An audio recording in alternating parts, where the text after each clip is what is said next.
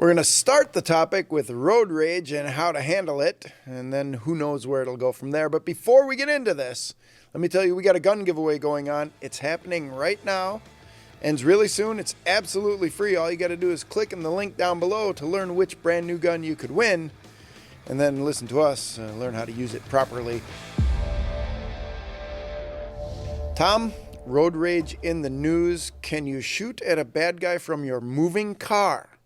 So, you're weaving in and out of traffic, and some guy decides that he's going to go road raging on you, and he's bumping into you and brake checking you, and he's waving a gun and trying to get your attention. Can you shoot at him from your moving car? So before you can use deadly force, you have to be in reasonable fear of imminent death or great bodily harm. Now, check your local listings to see what the laws might be in your particular jurisdiction, but that's generally what it is. If I'm the prosecutor, and if you're talking about a freeway, my first question is, rather than reach for your gun, why don't you push the brake and let him go by or something like that? Well, if I stop, then he's got me cornered. Sure, you get all those sorts of questions. I'm going to devil's advocate the hell out of this. That's fine. Let's do it. We're doing it. Dylan today gave us a free rein to do whatever. In fact, you know what he said? He said to surprise him. So let's see where we can take this. So let's just put it this way. There's going to be a list of options to exhaust that the prosecutor will invariably tick through ad nauseum in their closing argument against you at trial of things that you could have done to evade rather than to use deadly force. And as a result of that, your use of deadly force was unreasonable under the circumstances. And I don't want anyone to think I'm advocating a rolling gun battle on the I-5 or anything like that. What I'm talking about is what you could be faced with if you're dealing with somebody who's, hey, this guy wants to shoot me. Maybe he hasn't fired. Maybe he has. Can I shoot at him to get him to go away, to get him to leave me alone? I'm going to say typically no, but it's... Yeah, I think really we would have to probably come up with a really special set of circumstances where the answer is yes. Mm-hmm. Maybe you're in gridlocked traffic. Just literally the car's in park, has been and will be for the foreseeable future. And the guy next to you pulls out a gun and starts shooting at you. Okay. Yeah. Well, at that point, it is what it is, right? Mm-hmm. But if we're talking highway speeds, 60, 70, 80 miles per hour, if you're in Chicago, 90, where do you drive, 100. Tom? I was in Chicago recently. Okay. So, right, yeah, that's, if you're going under 80, you're going to get rear-ended is the way it works there. I think that in order to have a reasonable use of force, the prosecutor is going to say, well, what did you do to evade? Mm-hmm. And I'm not saying to your point that, the guy, for whatever reason, they're just really going after you. Okay, then, but there's even though you may not be in a duty to retreat state, there's going to be an issue. And there's going to be an issue of, well, let's say you're in your ground state. You're not really standing ground, you're in a moving car, right? Stand your ground is really much more applicable if you are in, if you're on the sidewalk or if you're in the parking lot or something like that, right? And well, what about Castle Doctrine, right? Okay, well, have they tried breaking into your car? Because that's generally where Castle Doctrine gets triggered. Sideswiping your car might be extraordinarily dangerous. It might rise to the level of being deadly force against you under certain circumstances, for sure. Lots of people have died that way, right? Yeah. But again, I can hear the prosecutor's voice, Kevin, of saying he could have done this, he could have done that, and they will have an expert take the stand and go through all the different things that, according to their knowledge, training, and experience, you should have done, okay? So that's going to be the pushback that you're going to get at trial. That's going to be what's coming your way should you immediately resort to the use of deadly force, which I can't imagine under certain circumstances is probably an appropriate reaction. And it may be defensible to a very high or to a very low degree, but that's where the discussion of that's going to go. And let's completely, acknowledge we may be done with that one. Shift gears a little bit here, because right now we're faced with a lot of talk about the style of weapon that people can use to defend themselves.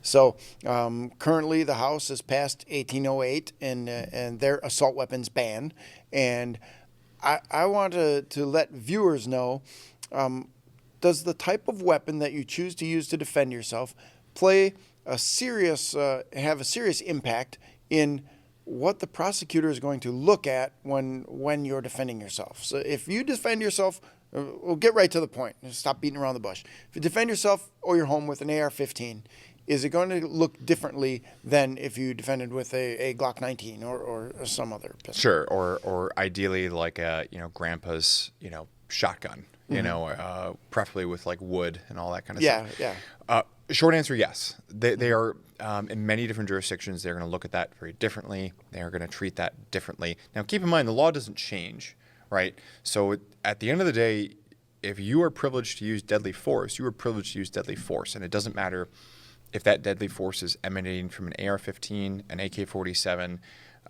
from a Beretta 1310. I mean, whatever the case may be, as far as tactical flavor of the day, that's going to be lawful under the law. Mm-hmm. But don't think for a moment that there may not be a cost to pay with a politically aggressive prosecutor who sees this as a weapon of war and insert all that kind of language here. Mm-hmm.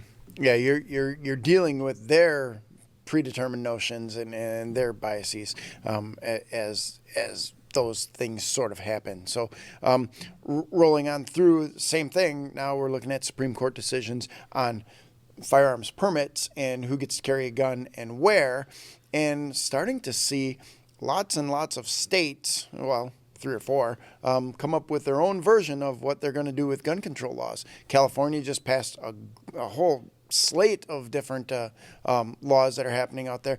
New York State wants to review your social media account. I mean, are they going to hire people to review social media accounts on people who apply for firearms permits in New York? What do gun owners have to be aware when they're stepping out into this brave new world of gun control laws, and things are changing rapidly right in front of our eyes? Well, I don't think people needed any more data points, but in case you did, it's emphatically clear that if you believe that you have the right to protect yourself with a firearm, that certain states do not want your tax dollars. Mm-hmm. Or if they do want your tax dollars, they just don't want, they don't want you protecting They don't want you protecting yourself. Exactly. Yeah. So, I mean, this is, I don't want to use a politically charged term here, but thank you. This is, this is a rebellion of sorts against the Supreme Court ruling, and states are going to do everything possible in their power to make it so that, sure, we will not obviously break the letter of the law, but we will do everything possible to violate the spirit of the law. Mm-hmm. So what am I talking about? Well, of course, in New York Rifle State Pistol Association versus Brune, which is the Supreme Court case that came out in late June of this year, the Supreme Court said, look, if you're a legally allowed, you're not a prepared possessor. If you're a lawful possessor, an adult citizen, then you can carry an ordinary weapon to non-sensitive place. It's kind of the 4 parts, right? Yeah. Adult, not prohibited, ordinary weapon, non-sensitive place, all right? It did more than that. The case did actually a lot more than that, but those are kind of the 4 criteria that we're looking at. Handguns, everybody conceded, is an ordinary weapon. Great. So one particular issue is we've seen states invert the where can you carry a firearm, right? So in most states, you can carry a firearm when we're talking about private property, a mall, whatever, right? Okay, unless it's posted, you can carry there, okay? Different states will have different statutory carve-outs. Maybe you're never allowed to carry in a church, a bar, or something like that. But by and large, when we're talking about most categories of private property, particularly retail, office, that kind of stuff, that's what it is.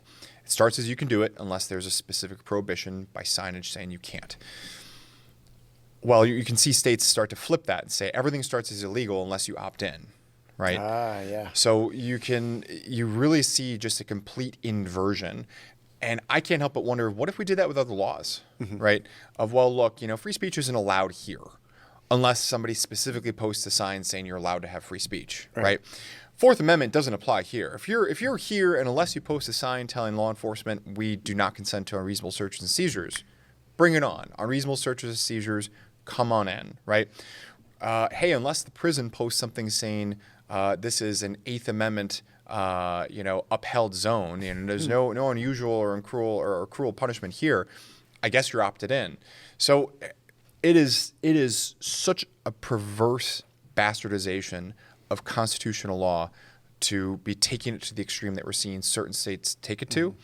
That is absurd.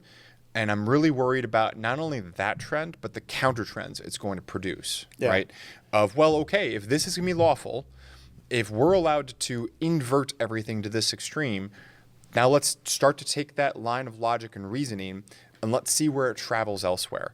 And it's going to leave us at a really, really ugly place, Kevin. Yeah, especially, really ugly place. Dealing with our system of legal precedent, hey, the precedent's set. We can do, now we're doing stuff like that. I think people need to be aware, and I'm not going to advocate for one party or another, and I'm not talking about that, but the principle of self-defense. And if you're asking yourself, does my elected representative represent me on the idea of a principled self-defense? And if you say no, then I think you need to vote for a different person. And we're seeing lots of things changing very, very rapidly. This idea of unintended consequence, I don't think people realized what would happen on the state level when the Supreme Court said New York is violating the Constitution by demanding that people give a right or a reason why they have this right to self-defense. And the Supreme Court said, you don't have to prove a need to implement any other freedom that's protected by the Constitution. So you don't have to prove this need for a gun. And wow, that just opened up the floodgates with a whole bunch of people trying to figure out, well, how can we flip this around? How can we restrict gun ownership even further? And you bring up a great point. So for people who did not know, that was a big part of where this case started. Of if you want to be able to bear arms directly in the wording of the Second Amendment, if you don't believe me, read DC versus Heller, which just goes down the centuries of the development and evolution of the interpretation of the Second Amendment and what preceded as well. But you had to prove that you had a need for it. Not just a general, well, I want to protect myself, but like a specific purpose. Yeah. Imagine if we did that with voting. Yeah. Imagine if we did that with First Amendment, Fourth Amendment. Well, why do you have a specific need to be free of unreasonable searches and seizures?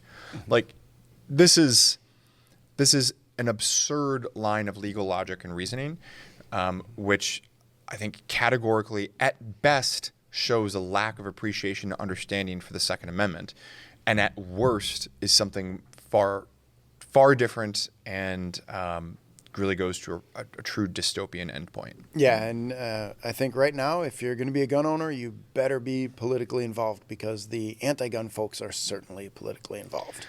And I think we're going to be seeing a lot of developing law, a lot of developing issues out there. And I follow a lot of that on my own YouTube channel as well. But as far as what states and different municipalities and so forth are going to be pushing to try to carve out all these exceptions. And of course, the goal is clear. If you don't like firearms, but you're stuck with these Supreme Court cases, then aside from repealing the Second Amendment, which has been suggested by a presumably anti-Second Amendment retired Supreme Court justice of, look, we're stuck with this. If you want to do away with it, we have to repeal the Second Amendment. Otherwise, it is what it is.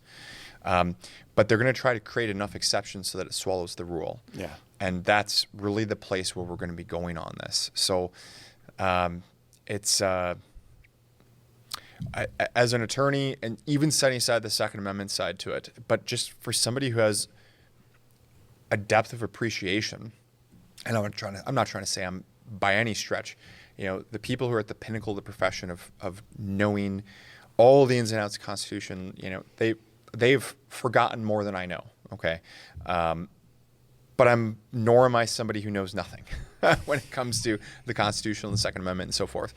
But just the lines of legal thought and reason that go into, well, how can we attack it this way? I don't know if these people are conscious of the harm to the fabric of the institution of the Constitution, and about, again, if this logic and reasoning travels to other areas, like, this can, number one, come back to hurt you, but number two, it comes back to hurt all of us. Yeah. There's a reason why we no longer have poll tax. There's a reason why we don't have all these sorts of issues that are out there. It takes us to a really ugly place.